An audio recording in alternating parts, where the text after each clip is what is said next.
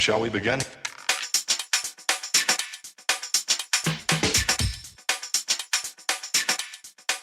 Let's begin now. All right, everybody, welcome to a brand new episode of the Frankly Francisco podcast. Today, my guest has gone through a lot in his life. His journey is starting to come full circle.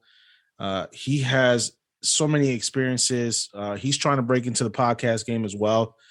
So I figured I'd bring him on the show so he can, speak his truth and let everybody know about his journey. I'd like to introduce everybody to Tone, also known as Barber Tone, DJ Tone. He's a man that wears many hats. What's going on, my brother? How you doing?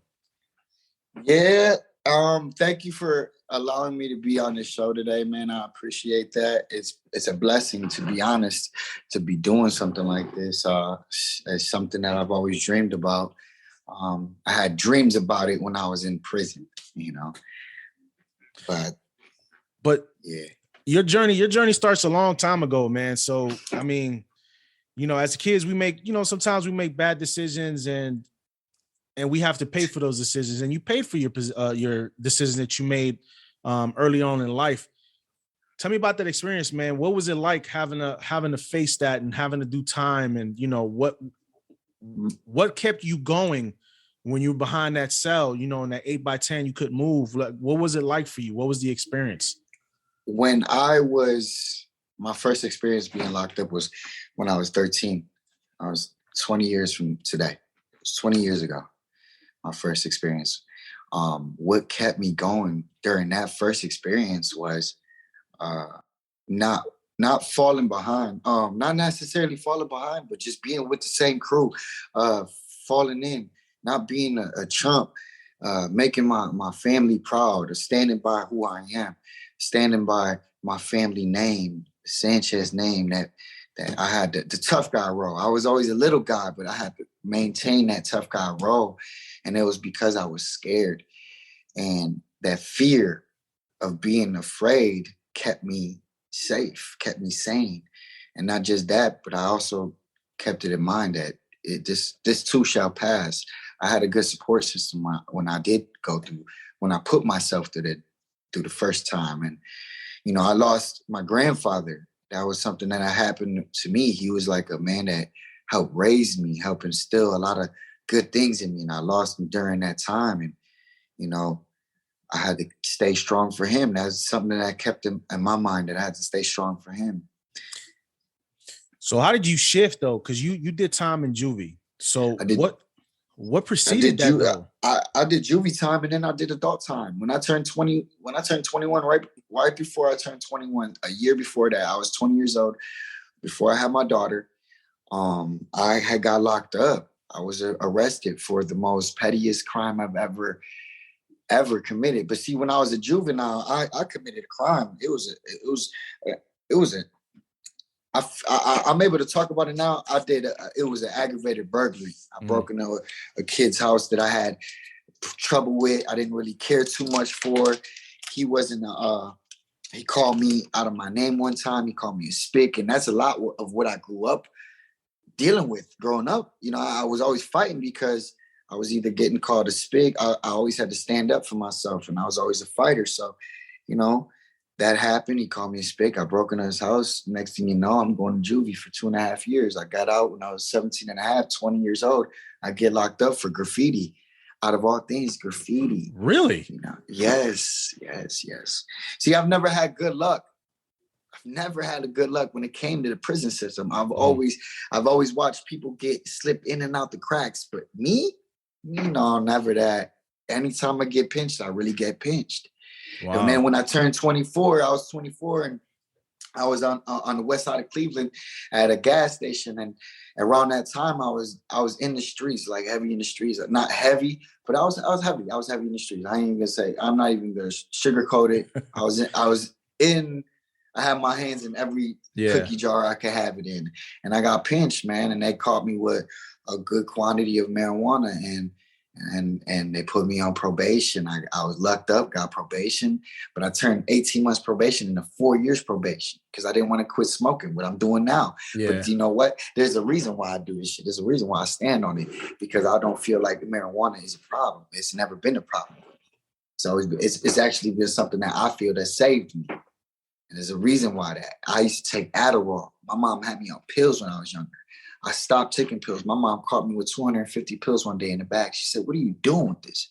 And then found a half an ounce of weed, was like, "What are you doing with this?" I'm like, "Well, this, I'm low-key selling it. And then this, I'm smoking it." Because it does the same thing. I found out it did the same thing for me, you know? So I think a lot of people are in the same position you were. A lot of people turn to the marijuana as a coping mechanism, as a relief. I mean, it's legal now. I think you just came up in the wrong time, because now you can smoke it freely, and in most places you're not even going to get a ticket for it. You know what I mean? Just, you know. But that's the thing, though. When I got caught up just a few years ago in 18, I had that 18 months probation turned into 4 years. Boom. After that 4 years, I got caught with a gun, and then boom, with the gun, I had more drug charges after that, because I had drugs and money and guns. Yeah. I got pinched. And then after that, they said, "Okay, we're done with you. Sentence 30 months. Boom, sit down." So I sat down for 16 out of those 30. I got my judicial release. I said, "Okay, I got PTSD. I got epilepsy, because I used to have seizures as a kid. I was diagnosed." And I said, "Let me go ahead and get my medical marijuana license. It's legit here in Ohio. If a doctor said it's cool, I should be able to get it." So I got it. A couple months down the road, 9 months later, judge was like, "Nah, I can't do that. I'm a drug court judge. Do you understand what that means? I stand on no drugs." So he said, "When was the last time you had a seizure?" I was like, "Sir, does it really matter? I was diagnosed with epilepsy. Last time I had a seizure was when I was 16. Does it really matter, though? It shouldn't matter, because I'm still diagnosed with that. PTSD, I got paperwork, whatever the case may be. I was here, paper. And he didn't care. He wanted to lead. He wanted to show that he wasn't he wasn't gonna stand on that. Yeah. And I understand where he was coming from, but at the end of the day, you lock somebody up that was just smoking weed versus a pedophile that gets locked up and lets go after a year later, and they're back in the same neighborhood having to register, but they're still doing the same thing. They let them people get away with murder, but then the drug dealers and the people that deal with drugs, they get slapped a hell of time. Or if you're not a drug user, if you're, oh yeah, the system is so crazy. If you're not a drug user, a hardcore drug user, you don't get the help you deserve. Because they said, "We want you to go try out for this program. It's called TASK. We want you to see if you qualify to get help with your problem, addicted to marijuana, dealing with my problems, period, my problems." They said I couldn't qualify because it was just marijuana. It wasn't heroin. It wasn't crack. It wasn't cocaine. It wasn't speed. It wasn't meth. It was nothing hard. Never did nothing hard in my life. You know? So the system always tries to make things harder on people than it should be. I mean, in your situation, it seems like you just got caught up, in situations that you were just trying to find relief for. And, the justice system, especially in Ohio, man, it's on another level. People don't understand the griminess of Cleveland, Ohio. They don't understand how like people think New York is hood. Cleveland is very hood too. You just have to know where to be and what corners to be in to experience that. I remember when I first moved there in 96, man, it was 16 years old. Cops were walking up and down the block where I lived at with shotgun. You know what I mean? They had the ghetto bird out. They don't do it anymore because they can't afford it to have it out, but that bird was out. You know what I mean? Yeah. So people don't understand, like the Cleveland life ain't no joke. Like people think it's a joke. They go, "Oh, well, Cleveland, go into Cleveland, start running your mouth, especially on the east side, on Kansas, and see what's gonna happen to you." You know what I mean? People don't, and on the west side too, don't get it twisted. Store, Clark area, like people don't understand. You understand because you still there. You know that life. So a lot of people get a misconception about where what Ohio is and what Cleveland is, and think that there's no gangsters there. There's thugs and gangsters in Cleveland. People need to realize that. And I understand that you had to grow up in that kind of environment. But when you did your bid and you were in there, what were the steps you took to turn yourself around, man? What was the thing that helped you focus while you were behind those bars for that long a time? This 30 months that I have faced this last time around, it was more so, I was making a transition before that. I was making my transition before I got my 30 months. I was going to go sign up for school. And then when I got to 30 months, they sentenced me. They was like, we're going to just delete all of this and just sentence you to 30 months. I was like, man. Then I went down and I said, you know what? I'm tired of being in the same position. I'm tired of not having to hustle so hard and having to hustle breaking my neck. I don't break my neck doing this right here. I don't have to break my neck doing this right here. Picking up a pair of clippers. I'm doing the same thing as selling a bag of weed. I'm selling you a haircut. And I said to myself in jail, I said, they put me in a barber shop because my boy, he gave me a pair of Makinas. He gave me a pair of, they're called Noroko, beard trimmers, something that you do with beards. I mean, it's only 4 settings on there. And I had a comb. And I said, I could do this. My bunkie was like, Leo, line me up. I said, all right, bet, line you up. Boom, boom, boom, put them together. With just beard trimmers, he walked out of that bathroom. Everybody was like, man, yo, you did that? Yeah, I did that. Well, I need you to do me next. I got a visit coming up on Sunday. Well, I got you. Lo and behold, I'm sitting there doing 4 or 5 heads in the bathroom. And there's a constant traffic. So the COs are getting mad at me. They're like, what are you doing? Like, are they paying you? I'm like, nah, you can't say that. You can't say, yeah, they're giving me snacks that's trading barter. That's right, barter. Yeah. You can't do that. So no, they're not paying me. Man, get out of here. You're not getting paid for this? I'm like, nah, we about to get you in the barbershop, so you go ahead and get a couple dollars. So, they allow people to go ahead and come with the $3, the occasional $3 in food, commissary. And then I had the opportunity to go cut the CO's hair one time. Nice. And that kind of gave me a different perspective because it's like now I'm dealing on it got professional for me. That's when my first taste of professionalism when it came to barbering came into effect because I wanted this CO to always remember this cut. I wanted him to remember the experience that he got from an inmate, not somebody in the street, but an inmate, somebody that since you're an inmate, I'm an inmate, you looking at me like, man, you dangerous. You're a criminal. You this, you that. But I'm a criminal that just made you look good. I'm somebody that just made you look good. I made your day. In fact, I made your wife look your way. And I'm pretty sure he went home and then his wife was like, oh my God, babe, what's wrong with you? You can't be doing that coming out of prison. Funny. You know what I'm saying? That's funny. So that first experience for me, it helped open my eyes. And then I had a friend, he goes by the name of Yankee. Mm-hmm. He's the one that kind of was my mentor in LA. Lemanuel,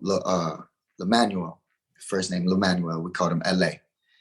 And both of those dudes, Puerto Ricans. One, he didn't speak a lick of English. Mind you, I grew up in the streets of Cleveland around Black people and Puerto Ricans.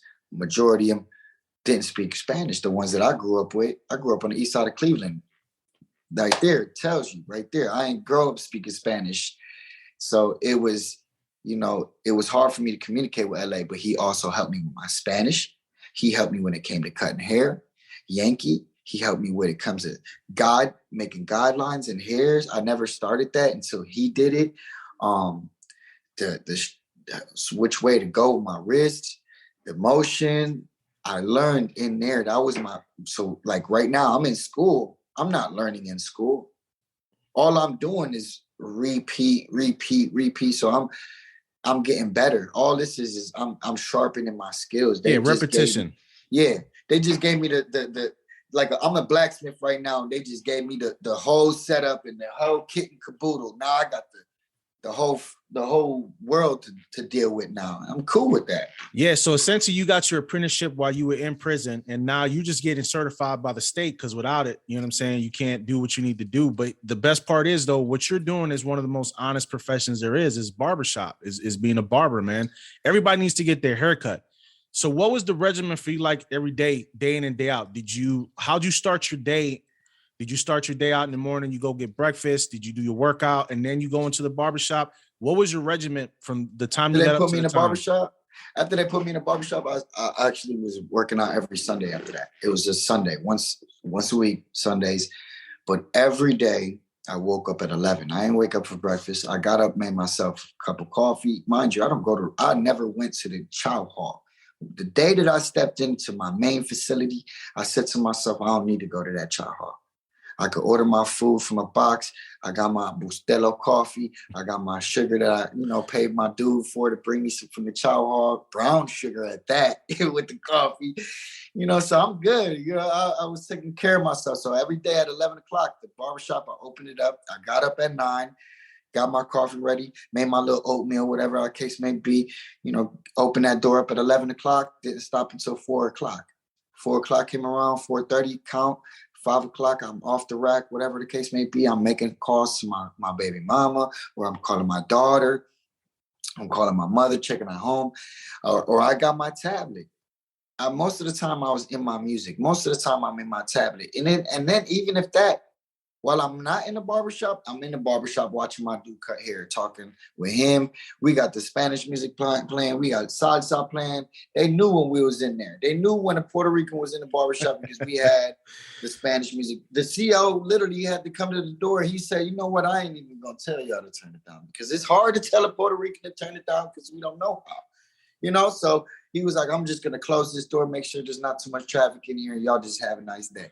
To me, the barbershop is the safest. It's a safe space for men. We go there. We can talk how we want to talk. We can be ourselves without being judged.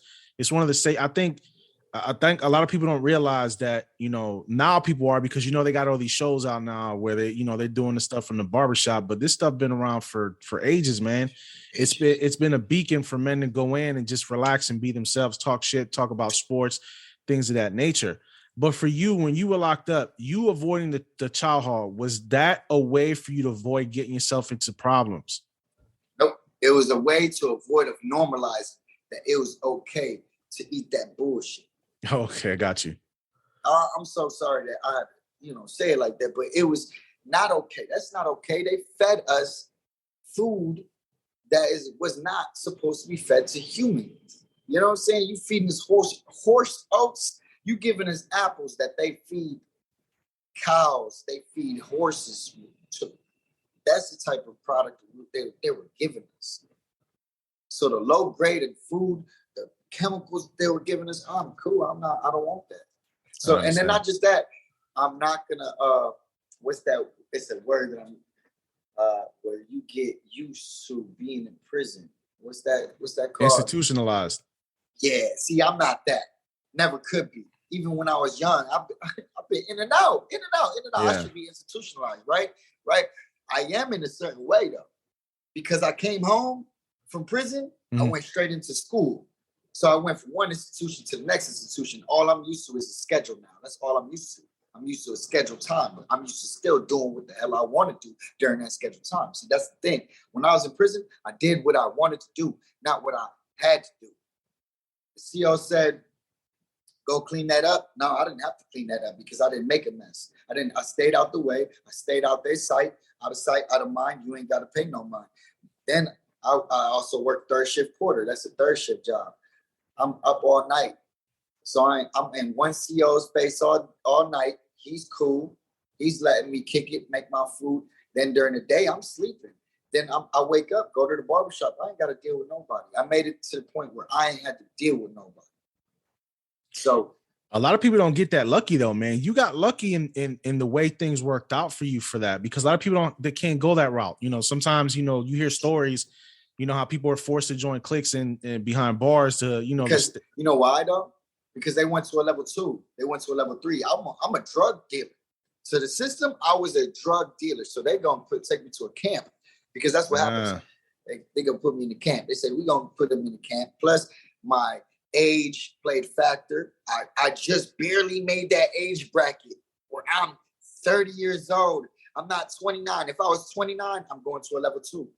Now I'm going to the real jungle, the jungle. Even though I spent some time in some places like that, but I was lucky enough and blessed to get the opportunity to go to a camp. And so I had the opportunity to put my feet up and didn't have to worry about politicking with all the gang members and being doing all of that extra shit. I had time to focus on me, time to think about me and what my next move was. So let me ask you a question. Most people that go behind bars end up finding religion. They find God. Did that happen with you? I found my higher power, and I'm not gonna sit here and say I could say God is Allah, Allah is God, Buddha is God, but I did do my shahada. I accepted, the Muslim culture. I accepted the Muslim religion.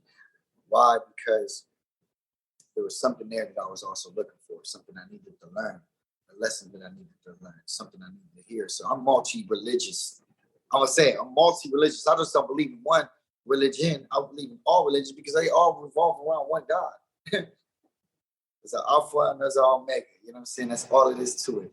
There's one God, man.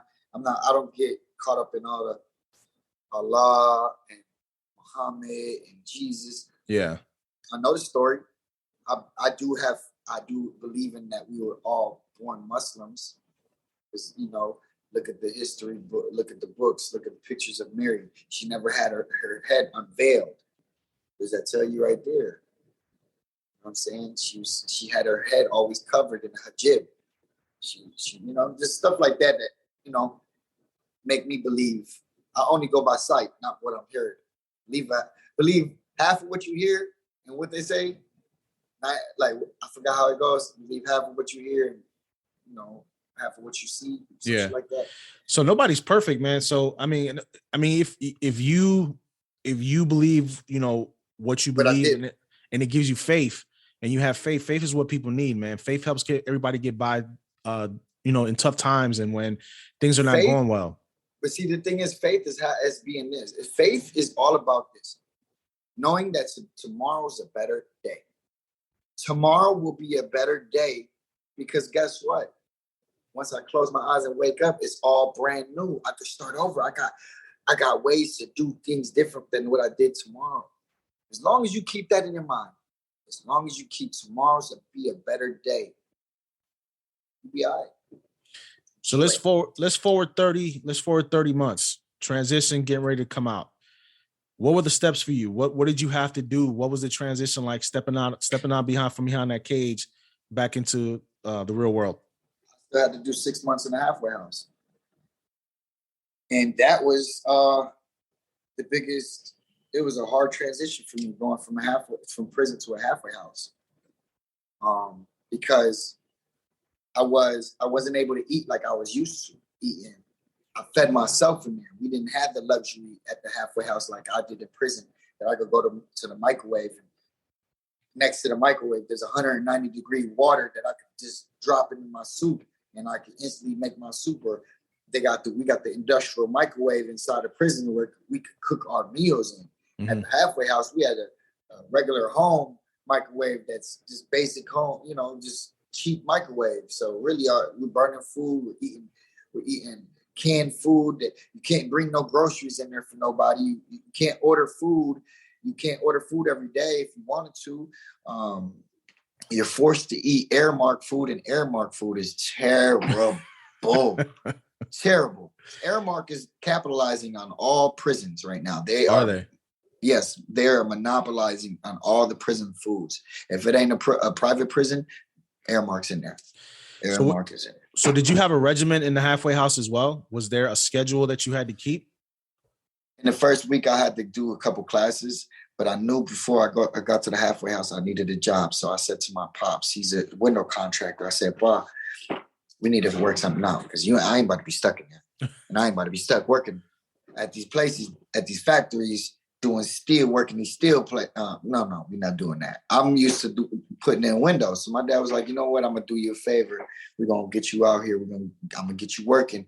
We're gonna get your stimulus checks. We're gonna put the stimulus checks on the books as you're paying yourself. So from now on, every time you come out, you're paying yourself. Your money is gonna be circulating." So I kept my money in circulation. $1,000 kept me good for 6 months. Nice. For 4 months. You know what I'm saying? I kept that money. Every time I paid myself, I'm getting that money right back and I'm putting it right back in there. So then I got the motion of coming in and out of there. So I was finessing too. I was finessing, coming in and out, bringing my clippers in and out of there, cutting hair. I was in there all night to 3:00 in the morning cutting hair every time I came back from anywhere I had to go. If I'm coming from home, I had to go back to the halfway house. I come right into the door. I got 6 people waiting for me just a haircuts. Now there was no time frame like in when you're locked up, you lights out at a certain time. So there was nothing like that at the halfway house then. Nope. You're up 4 to 5 to 6 o'clock in the morning. You got your TV. You can't have a phone in there, unfortunately. But I was luckily to wiggle and know some people that know someone that's on the second floor that so happened to help me out. Shout out to him. But listen, I'm glad you're at that point now where you feel comfortable enough to talk about this stuff, man. Because even some people who have PTSD, they can't talk about this stuff, man. Your mind is open and free. You're able to speak freely about this stuff, which I think it's a story, man, that has to be told. And people have to hear these experiences, man. People want to hear this stuff, man. They want to know what that life is like. So when you finally got out 6 months later, the halfway house, were you already enrolled in barber college? I was, as soon as I got to the halfway house, I said, I need to get to barber school now. They said, well, you can't do that until you get these classes. I said, all right. I made sure I did that in the first 3 days. First 3 days, I was out the door by the 4th day. I said, okay, signed up to school. School came by. They said, okay, we're going to give you a month to, they gave me that month. I got in. I did my orientation for school. And I messed up. My first week of school. I had to miss 9 days of school. Wow. First 9 days of school. Why? Because I was I caught myself going backwards and I was hustling. I went back to the mode of where I was before I got into the mindset of this is what it is, this haircut, this is enough. Instead, I wanted to go for more. So, I had the opportunity to get what I wanted to get in there as far as some good green. That's all I ever messed with, Yeah. And I got pinched. They caught me coming in with a North Face book bag full of cigarettes, Black and Milds, and oh man, that's tough, man. It was an ugly situation, but I was lucky that it wasn't enough for them to sit here and say, "Well, we're gonna send you back to the prison." Plus, it was such a short time. I had 7 days in the building, 7 days left at that time. They're like, "Man, we ain't even good. We're gonna hold you in the building for this next 7 days. You missed your first 7 days of school. You can make it up, whatever. Don't worry about it." That was their mentality. We're just gonna hurry up and get you the hell out of here. But you got a second chance, though. Like, did it click? Like, I can't mess up anymore, man. I'm giving something away that I've been fortunate enough to get. It didn't click. It slapped me. It slapped you. Slapped me. I thought this being locked up during COVID, it did not change out of me. I got no more change in my pockets. I am changeless. If a homeless man asked me for a quarter, listen, bro, I left it back in prison because they knocked nickels out of me. You know what I'm saying? Yeah. So what all of that, and then when I got hit with that 7 days, I had to stop going to school for 7 days. I was like so excited, and then all of a sudden, boom! Hold on, slow your roll, pimping. You thought you was slick. That was God. That was my higher power, Allah, telling me, "Yo, what you doing? I'm providing you with enough right now. What is you doing?" I was making enough in there. I was making more than enough in the halfway house, and I didn't need to do any of that bullshit. I just wanted to do it to keep my thing going for myself. It's just, you got to have it. You got to keep up with it. And smoking marijuana is my habit. That's my habit. So what was it like first time in barber school? What was the experience? Because you were already cutting hair behind bars. You was already doing that. You was already taught. You was an apprentice while you was there. Mm-hmm. But what's the difference though? Because there's a big difference between what were you doing in prison and you at the barber college, because it's a whole different thing. It's like you have to learn essentially medical stuff too, because the hair, everybody doesn't have the same type of hair. Everybody doesn't have the same type of structure on their skull. Yep. That's what I basically came into contact with. I had to learn about shears. I wasn't proficient with the shears. I never even used shears. I never used detachable blades. And those are the Osters 76s. And those come right up off the clippers, and then you could make the guard either 1, 2, 3.5, whatever the case may be. I learned how to cut with those. I learned how to cut with thinning shears and regular shears. I never knew how to do that. So just me, that's what I went to school for. I went to school to learn that and the medical side of it, because I know the motion of cutting with the guards. I'm not a guardsman no more. I'm not a guardsman. I'm a swordsman. That's how I look at it. Yeah, that's pretty cool, man. I like that. I like that saying. Because you got those guys that are basement barbers. I'm in my basement. I'm a barber in my basement. Yes, but I use my shears. You got people that don't know how to use shears. You got people just cutting hair and giving people hot tapers and just leaving all this bulk up there. Yeah. But I listen, you should be proud of yourself, man, because you are on a path where you are going to accomplish the things that you've been working towards, man. You've gone through a lot, man. Your experiences are crazy, man. Just for as young as you are, because you are still young, the experiences you've gone through, it's made you better, though. I believe it's made you better, and it's gotten you to a place now where I think you seem like you're more at peace with your life. You're still gonna struggle. I'm 42 and I still struggle, man. We're all gonna struggle, but it seems like you're in a better place than when you were, all that time ago, man. You're not as angry anymore. You used to be really angry, man. And it's not. I don't see it. I just see you as more just you let stuff roll off your shoulders now, man. I do, because as I got another thing that helped me get to prison is that I don't give a fuck mode. Excuse me when I say that, but it is the I don't give a fuck mode. You have to have that, because if you don't have that, you're going to care about everything that happens around you. You're going to get aggravated at everything that goes around you. You got to have that. It is what it is. In life, when somebody gets to that point of what it is, that person has mastered their own person, who they are. They have mastered the creation. They mastered the art of keeping calm and keeping themselves together, even though in their mind they're like, oh my God, what in the hell is they doing? But at the end of the day, it's like, oh well, fuck it. What do you have lined up for yourself, man? You graduate in July, so you're gonna officially get your barber's license and then get state certified. What do you have lined up? Are you gonna get a chair with somebody? Are you gonna do your own thing? You're gonna have your own shop? How are you gonna work that? I've talked to a few people about their shops. I've talked to Dre at A's of Fades. I've talked to Tim at iFix Ugly. I've talked to my boy Vance at Authentic Cuts. I'm dibbling and dabbling right now. I'm going to a formal dinner on March 20th, held at the Mallorca's, and it's going to be for barber shops owners only. And I got formally invited to this. Nice. And I'm not even a barbershop owner. I'm not even graduated from barber school yet. This is just an event that I'm going to go to because I see it as more of an opportunity to find somebody out there. Right now, I'm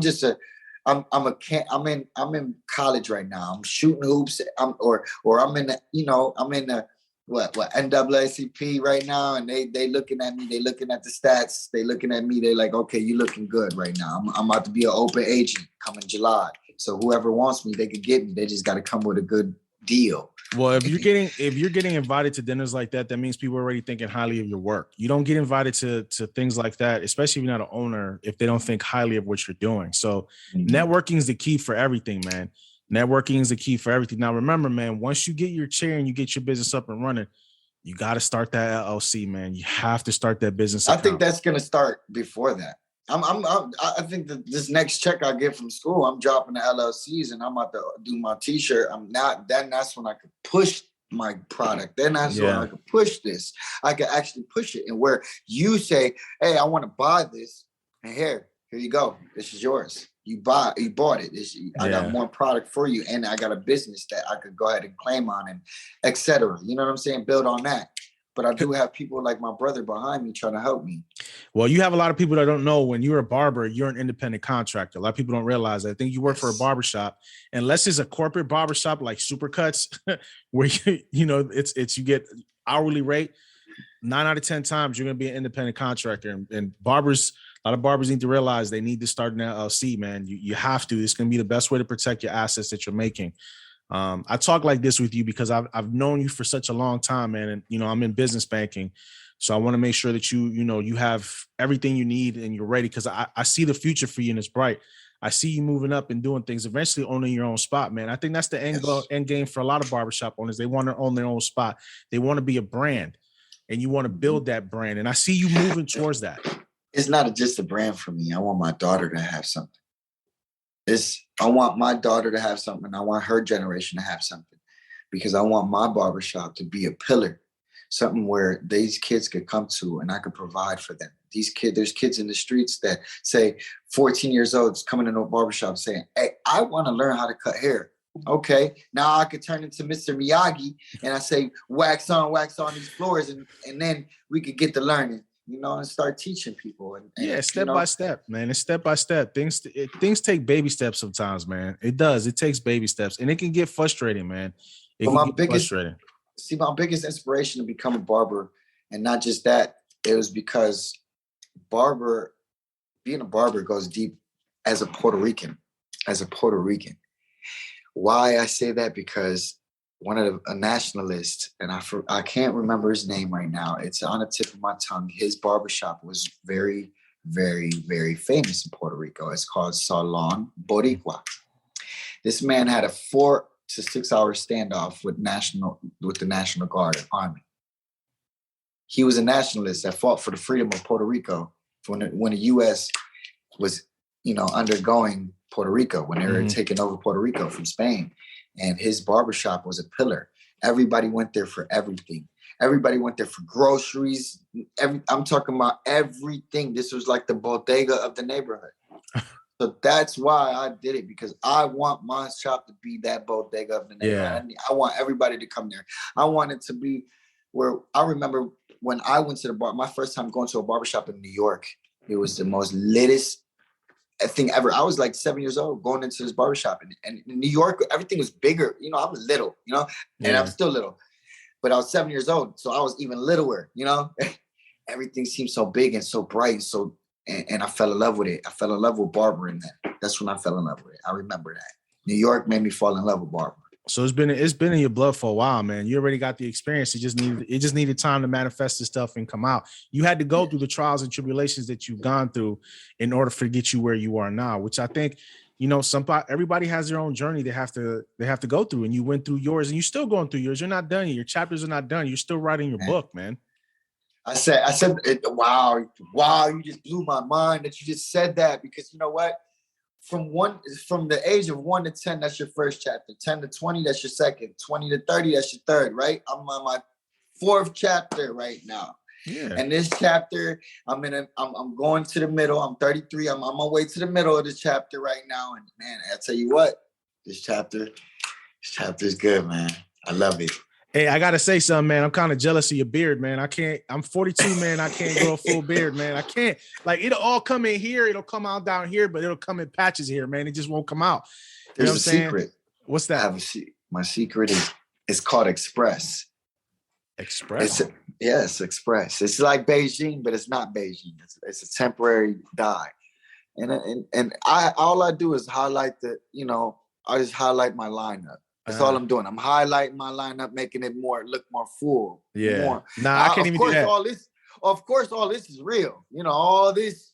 I can't even do that, man. Like it literally just comes in patches right here. It won't even come in I can't even grow a full beard, man. So like, I just got to give you props on that, man, because I can't even get it there, man. Can't even get it there. But listen, man, what plans to let everybody know where they can find you, man? What are your socials? I have my IG is Juan23 the barber, JUAN 2. You gotta spell it out. 2 TWO 3. You know, the barber. Facebook, you can find me under Juan DJ Tone Sanchez. I got a TikTok as well. I'm kind of booming right now on the TikTok side.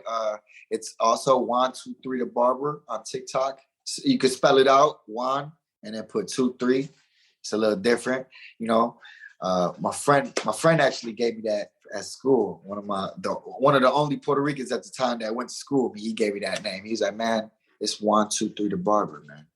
What other projects do you have in the works besides the barber? You are planning on launching your own podcast, correct?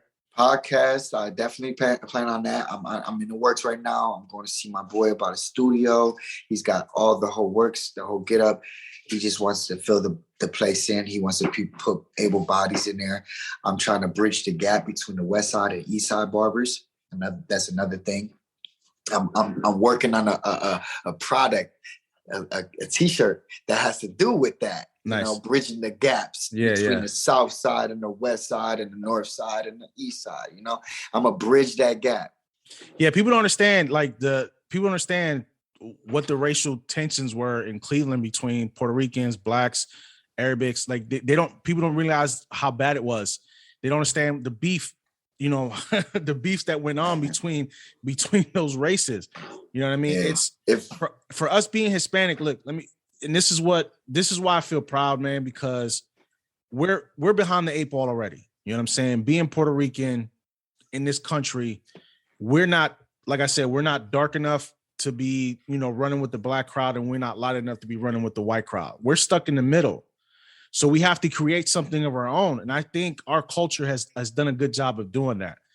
But when you see our people uplifting themselves from nothing, from getting ourselves up from what people think we couldn't be, it's a beautiful thing, man. It's us writing our own future. It's us creating something that they said we couldn't have.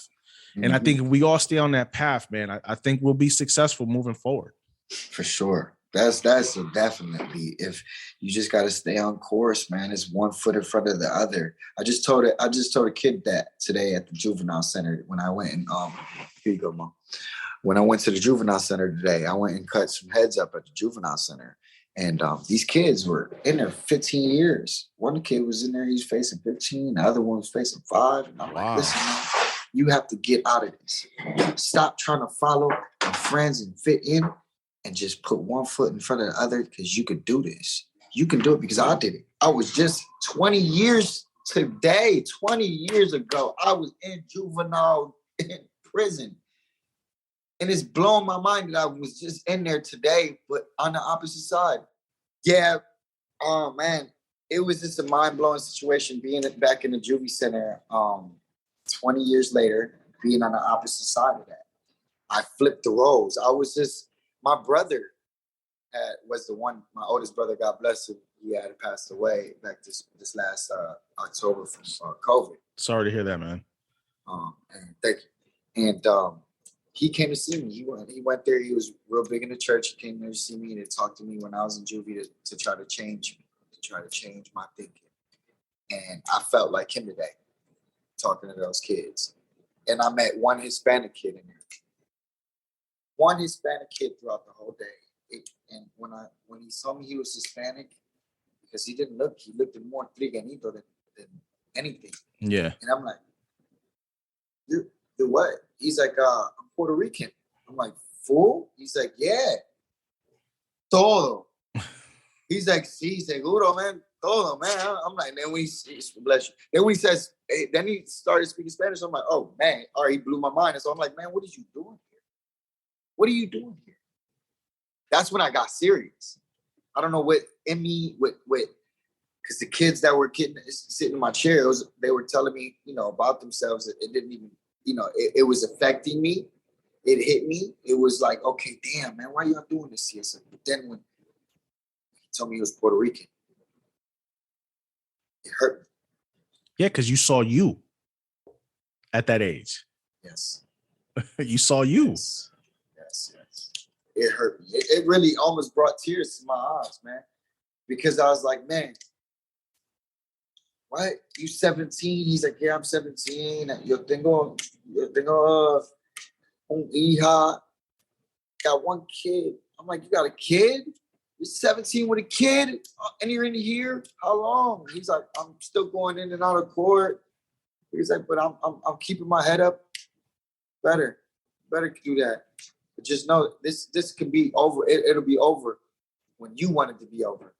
When you want this to be over, you want this all this nightmare to end. Once you choose a different path, I'm telling you, it'll be fruitful, man. It'll give you a lot of produce, man. You'll get a lot of fruit. Believe me when I say this, I was just here 20 years ago. He's like, what? 20 years ago? Yeah, not here, but at the original juvenile center. Well, I'm talking the jungle. That was St. Clair, right over there on St. Clair. Yes.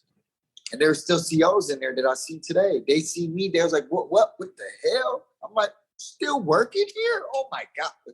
They're like, yeah, 20 years later. How are you doing? I'm like, I'm doing wonderful. So do you plan on mentoring more? You plan on volunteering more to do that stuff to help the kids to, let them know that you've been there, done that you can overcome? Yes. I was not even supposed to go. I'm gonna let you know that too, because I've been having trouble in school, car situation, and I had to take some time off of school, so my attendance kind of went down. And when your attendance goes down past a certain percentage, you cannot, participate in events like that. And today, out of all days, I just go in and Mr. Waverly, shout out to Mr. Waverly. He's the owner of Urban Cuts. He's one of my instructors in school, and very, very, very intelligent man, and he's a good guy, man. He's with his no words, he helps change you. With no words, he helps change you with just his actions, who he is, his presence. He helps you. And so he gave me the opportunity. He came to me today. He said, yesterday, he said, I want you to go to the juvenile center. He's like, I'm gonna talk to them and I'm gonna get you in there. He said, but you have to take a state board practical. And that was a state, you got to do all the shaving and all of that. They do practice tests every day. And he's like, you do this for me, I get you to go there. I can't give you service hours today, but you're going to get them tomorrow. I said, all right, bet, run it. Let's do it. And I loved it. I was nervous. I was nervous of what the flashbacks was going to be, how I was going to feel, what emotions I was going to feel going back into a place like that. Of cages behind the doors.